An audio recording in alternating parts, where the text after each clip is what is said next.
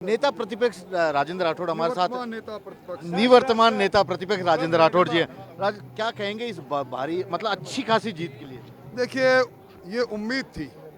राजस्थान के लोगों ने 5 साल तक जिस कुशासन को झेला, वोट की चोट से उसको नेस्तनाबूद करने का उनका मन था और वो करके दिखा दिया।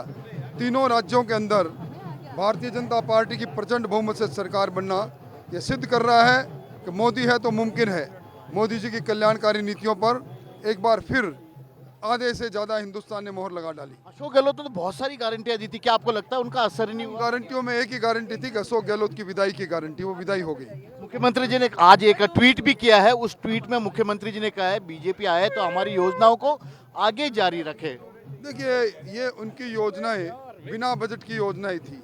योजनाएं कपोलकल्पित थी, सिर्फ 3 महीने की योजनाएं थी। भारतीय जनता पार्टी आई है, आर्थिक आपातकाल में राजस्थान बड़ा हुआ है, इसको सारी चीज़ों को सोच समझकर आगे फैसला। एक लाइन और बोला उन्होंने कि हमारे जो योजना थी हम उसे सही तरीके से जनता तक नहीं पहुंचा पाए।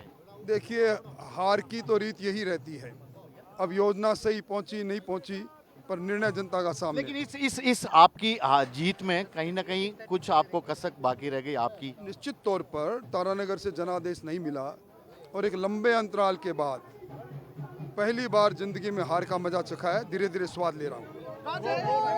निवर्तमान नेता प्रतिपक्ष राजेंद्र राठौड़ है, साफ तौर पे बोल रहे हैं कि बड़ी जीत है ये बीजेपी की।